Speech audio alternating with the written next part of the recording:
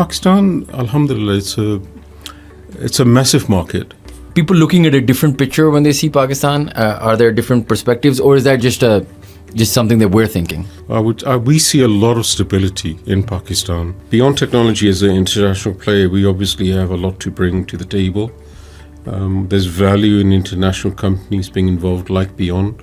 Without 5G, we're going to be years and years behind everybody else. And as a digital economy, we will never be able to compete. So the country seems to be in a better foreign policy state. So the technology is getting better. How do we, or not me, but people younger than I, get richer? I think Pakistan has got an opportunity that is unbelievable in the advent of AI.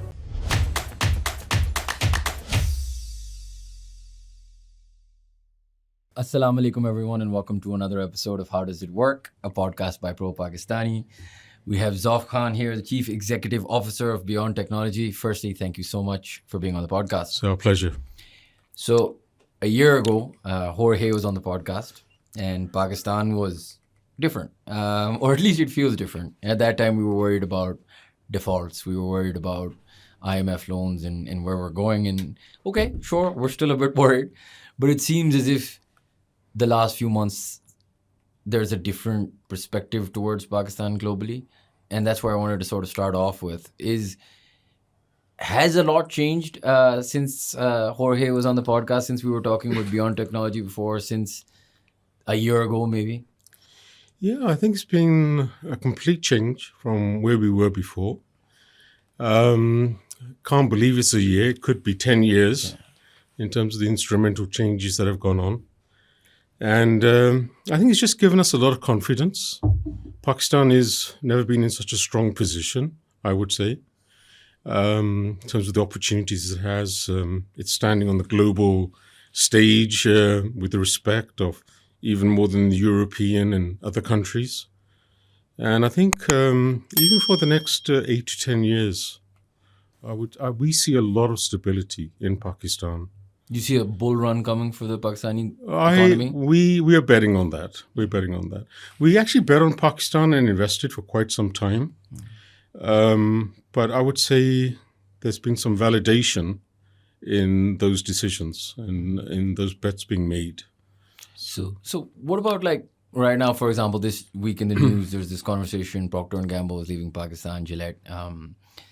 And there's a conversation of, okay, if we're doing better, then why are these companies leaving? And then there's companies like yours where you're doubling down, where you're really seeing a bull run. Yeah. Is there are people looking at a different picture when they see Pakistan? Are there different perspectives, or is that just something that we're thinking? I would say part of it is timing. You know what the situation's been like in Pakistan for the last 10, 15 years with political changes, economic uncertainty. In some markets, regulation has caused some challenges. I would say in the telecoms industry, earnings in rupees, payment in auction licenses in certain stages, spectrum being given at certain times to what was originally envisaged, payment in dollars and income in rupees. So the climate, besides politically being unstable, regulation as well has caused challenges. And maybe there may have been some good reasons for that. But Pakistan, alhamdulillah, it's a massive market. And when I look on, because I cover Middle East, Africa, Pakistan, and the rest of Asia, the opportunities that we see in Pakistan and with the new future, with the new stability, and the geopolitics around not only the region but internationally, with the support of technology that's now going to be allowed in the country, as well as interest from really major vendors, we see that the future is very optimistic and very bright in our space. And I think it's very key that international companies get involved in Pakistan for the betterment of Pakistan. What is that vision when you talk about Beyond Technology's vision? If I asked you, okay, so you've been here, I mean, you guys have been investing in Pakistan for a while now. Mm-hmm. The world order changing is not something you could have forced. I maybe saw it. That's crazy, right? No, we didn't see it. Yeah, no one could have seen. I mean, I personally can't believe what's going on half the time. Yeah. So you didn't see that initially. What was the initial vision for Pakistan and the reason that you guys were doubling down then when no one was? And what do you see now and why, which is, maybe making your beliefs sort of stronger and making you double down in investment even more? What's the vision like and why? Yeah. I may give you a surprising answer on this because my role is Middle East, Africa, and Asia. And I decide for the company on where we place our bets. So I am involved with many, many Middle East and Africa countries. I'm involved with Bangladesh. I'm involved with Pakistan.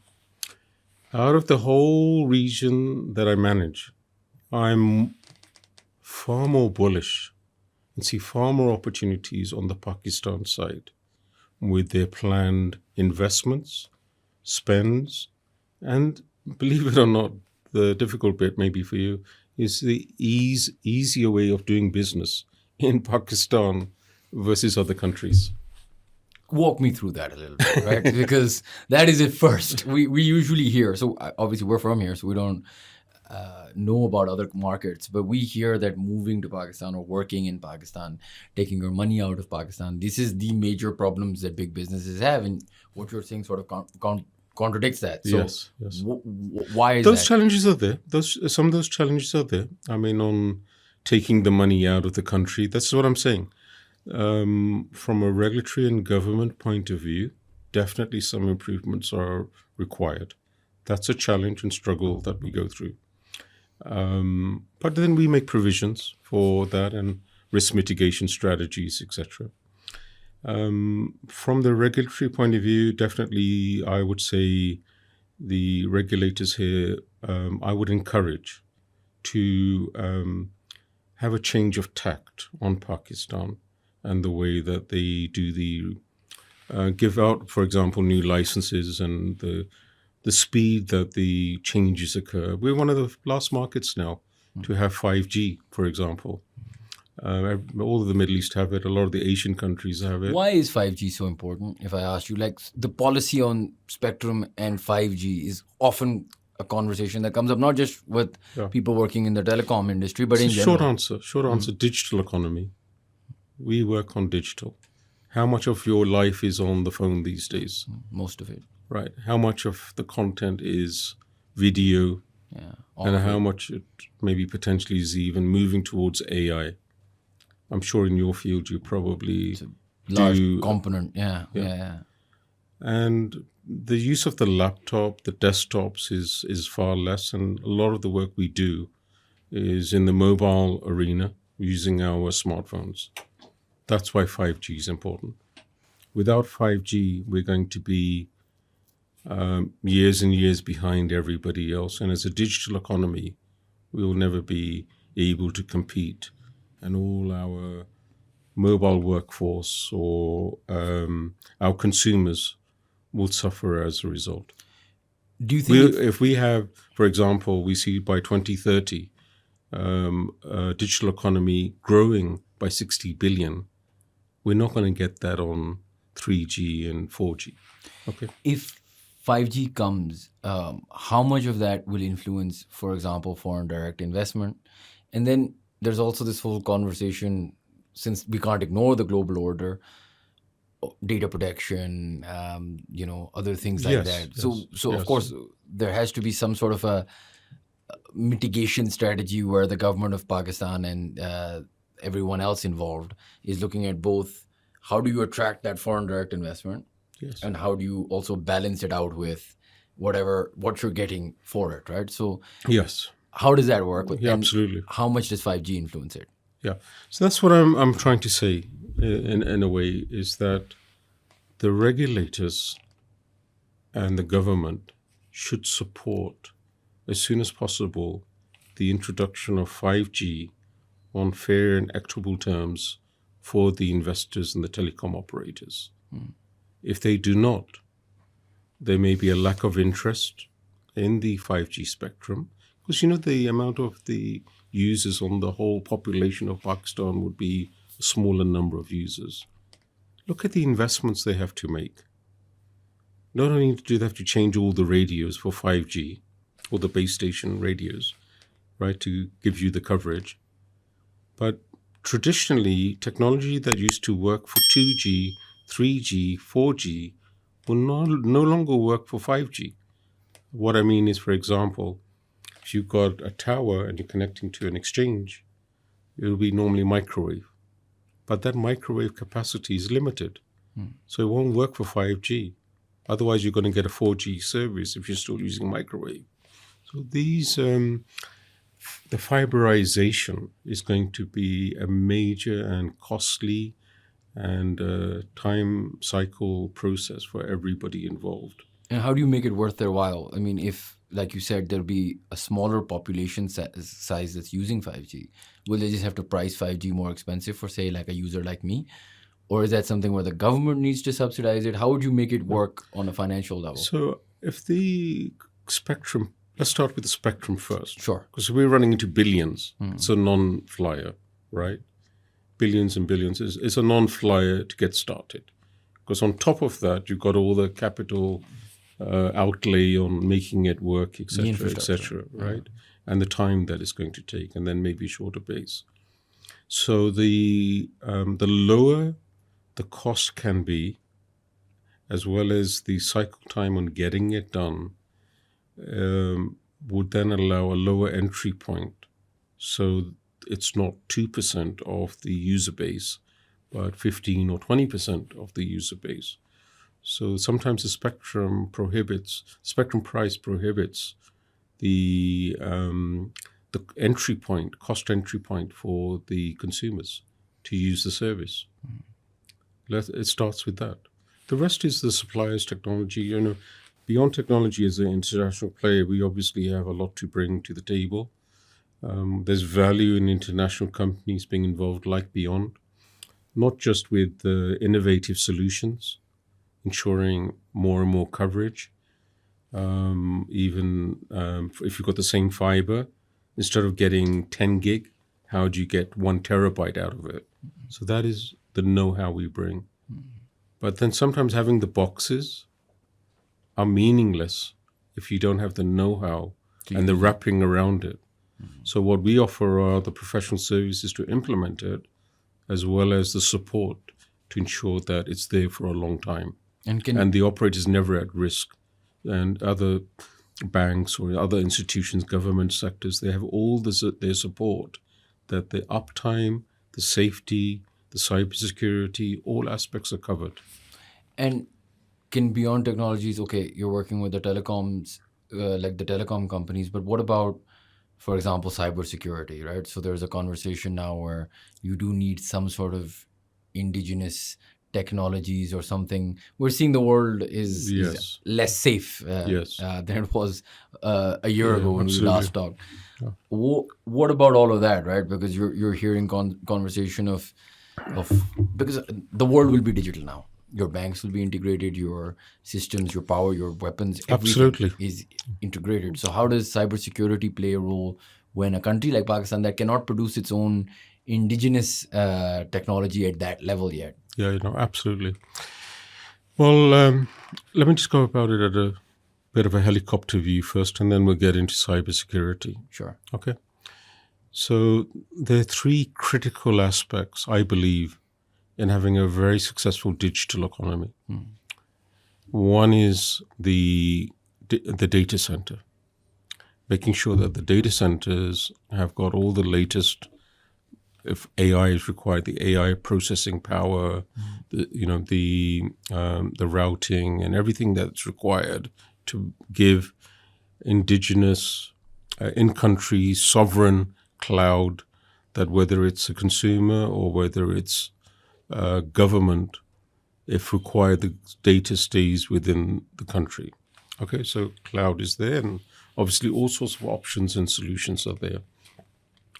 Then what we have is a requirement to connect the data from the data centers to the banks, to the government sites, to homes, broadband, and to the consumers. Some of this can be fixed. This will be fiber optics, for example, in the 5G space. And then there'll be mobile 5G, access available. So you have different medium, either fiber optic or 5G in the mobile arena. So without the fiber optics, you would not get the advantages of the digital economy as well. So both are needed. Then the third circle or the pillar would be the security. Now you've got all this in place, you need all sorts of cybersecurity protection, especially for institutions, banking, government. We've seen the geopolitics, the attacks that are happening, and there are all sorts of protection layers that can be done.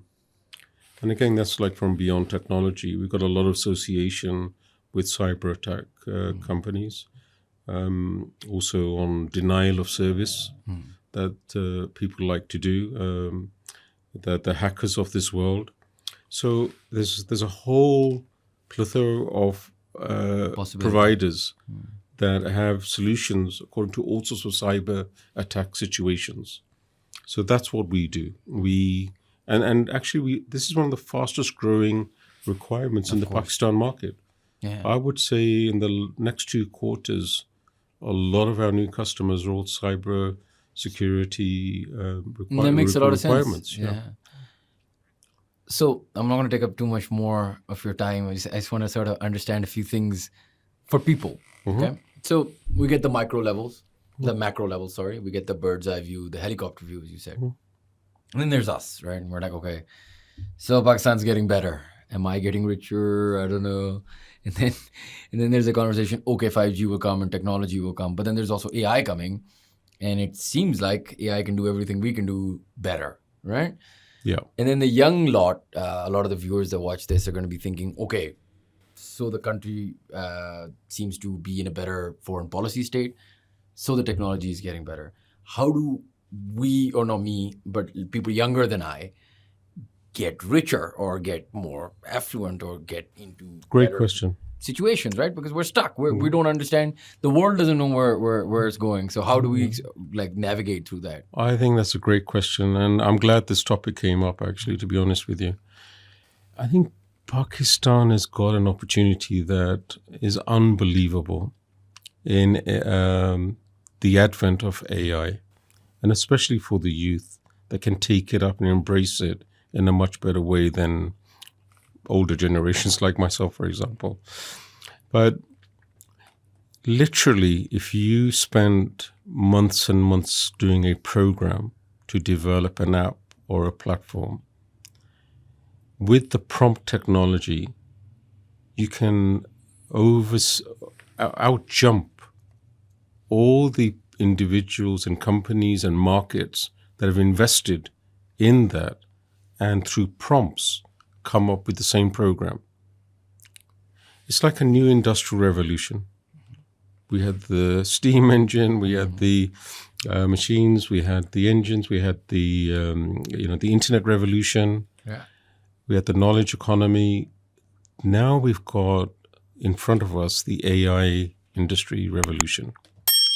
And really, it's just like anybody setting up the website now or a platform, it's coming all over again. You've got a new opportunity all over again.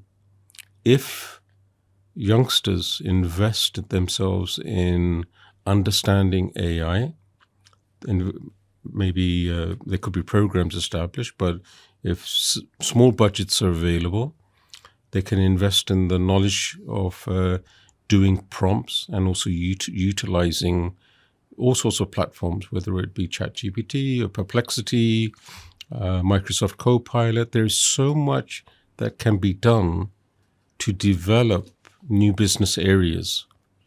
and it's only a matter of time who does it first. And Pakistan has the talent to do it. And if I ask you, We're actually working with a company called NVIDIA. We also work with AMD. We work with Dell. wow, So we're one of the first companies to be allowed to ship into Pakistan on this technology. So we are looking on supporting NVIDIA AI processing to be done in Pakistan. wow, So that's interesting. That's big news. yeah, I mean, this could be in a short form, like if you want to test it on your desktop in a lab environment. There's certain products that allow that. We can look at that. It could be a full stack. Then we need a few more loops and hurdles to cross, but they can be doable. done as well. Yeah. Yeah.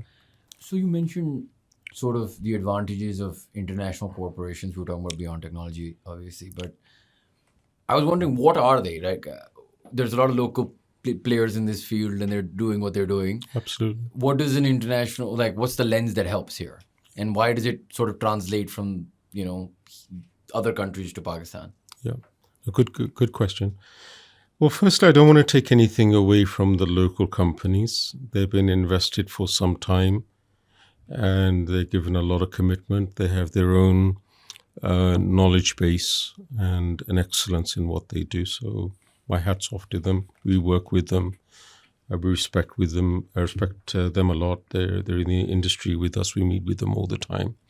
In some ways, we even partner with them. But the added advantage of working with an international company like Beyond Technology is that we have a lot of this global experience. So sometimes our customers would say to us, they've got a requirement to implement in 26 countries. We've just done that on a Juniper network case study. And the next phase is 100 markets, actually for one customer. One customer, we did the first phase for 26 countries. Next phase is 100 countries. So in these cases, there's great learning because, they have a legacy environment. They have a future roadmap.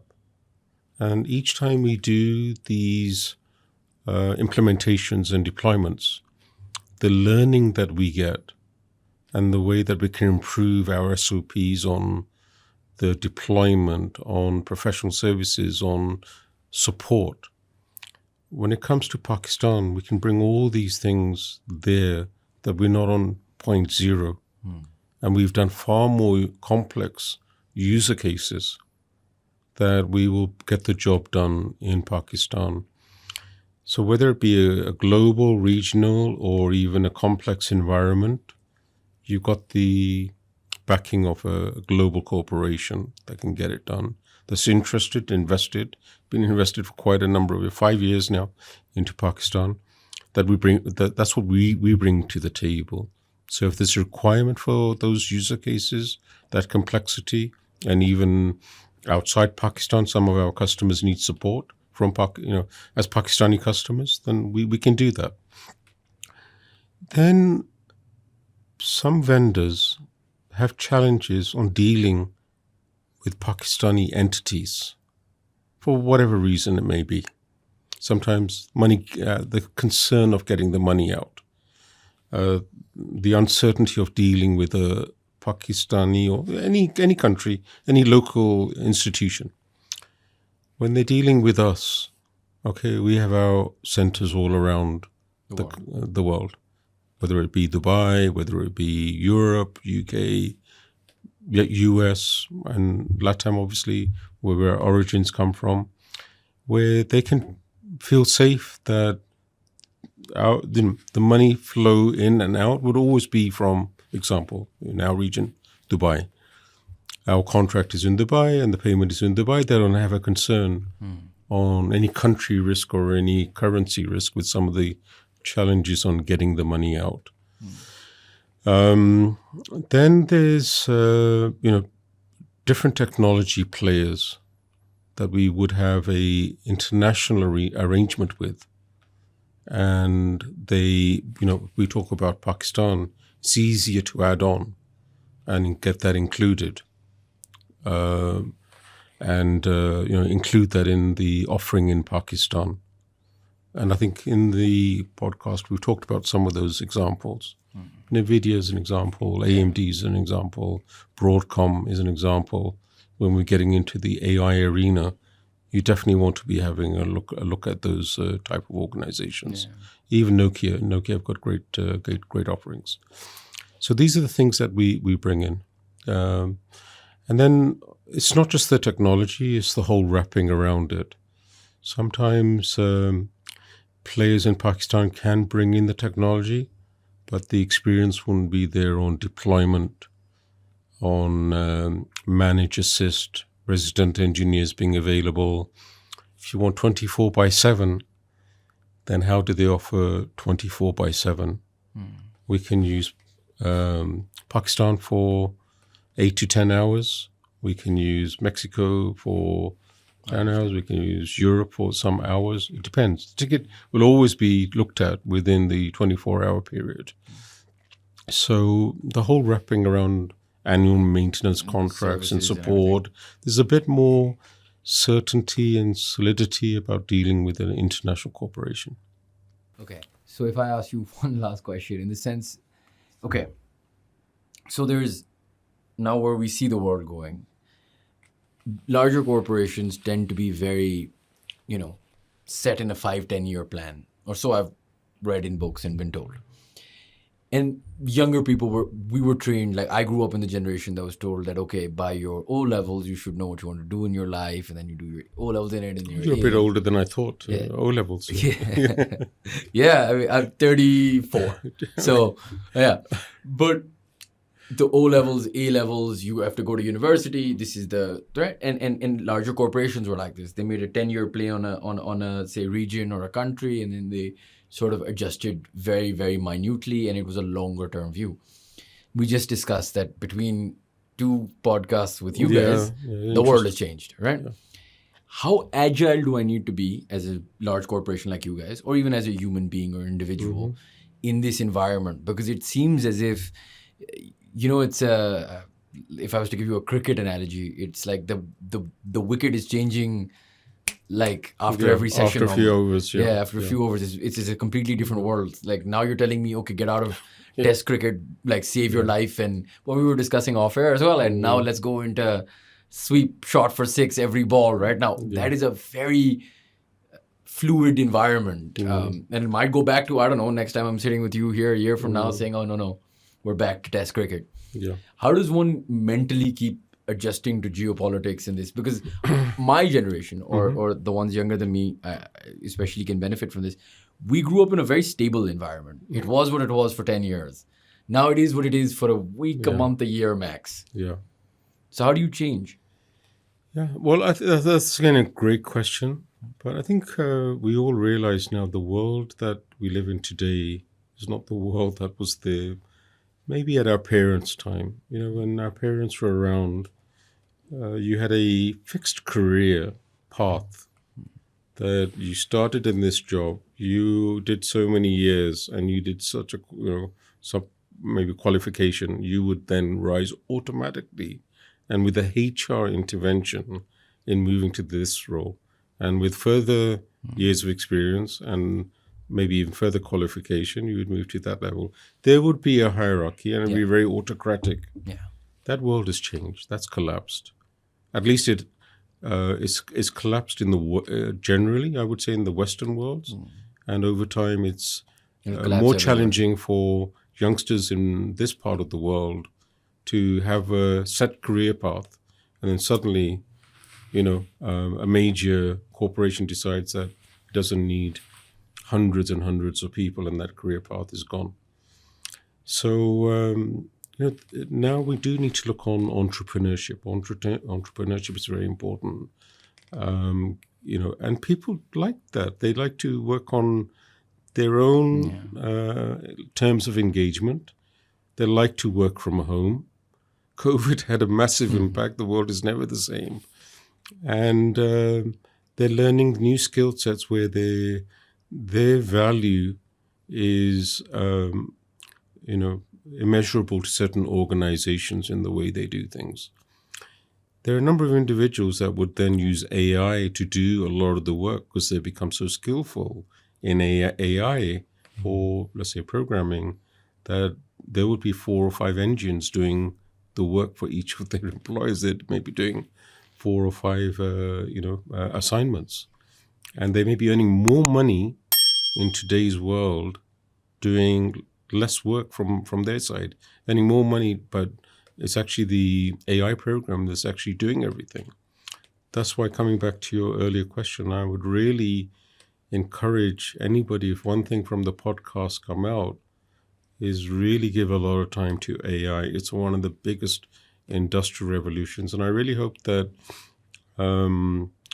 Pakistani organizations and Pakistani government invest in AI, because there has to be localization of that processing power for you to have the speed and the timeliness and have the advantages, rather than having that remotely and not really having the full, with speed and transmission. By the time it gets to you, you're never really having that AI power. I'll give you one example. So I have a very close friend in Czech Republic, and he's doing an AI platform to predict stock prices. Interesting. Okay. And he's got it. He's been doing it for a year. He's got platform players that are willing to fund him enormous amounts of money, but he's not taking the money because he doesn't want to give away any shares of his company. And what he's done is that he's brought AI into his office. He's brought the NVIDIA desktop unit into his office, so that, because a millisecond would make a difference on his trading power and making literally millions of dollars. So that's with the investment that he's made of, let's say, $20,000, and with a little bit of backing and a little bit of stake giveaway in getting that done. Now, any transaction that happens, and anybody wants to use the platform, he would be giving away a certain percentage. He would be getting a certain percentage of the revenue. I understand. A good percentage. It's not like your credit card. It's sizable. It's a sizable chunk. Yeah, if you want the privilege of using that platform and having, with his learning models, 90% success rate, you need to give up some of his revenue. So that's how somebody's using AI to change his life. Just mindset. He's able to do it himself. Doesn't need government. Doesn't need other organizations involved. The opportunities are there in Pakistan as well to do the same. So, yes, the world has changed from that career ladder path to the gig economy. But I think the gig economy can be very good for our youth as well. I hope we have a lot of billionaires and unicorns that come out of the AI world. I hope so too. Inshallah. Inshallah. I think that's a great note to leave it. Thank you so much. It's always a pleasure to talk to you guys. Thank you guys for watching. If you enjoyed our content, please do subscribe to our channel, and we will see you for the next podcast.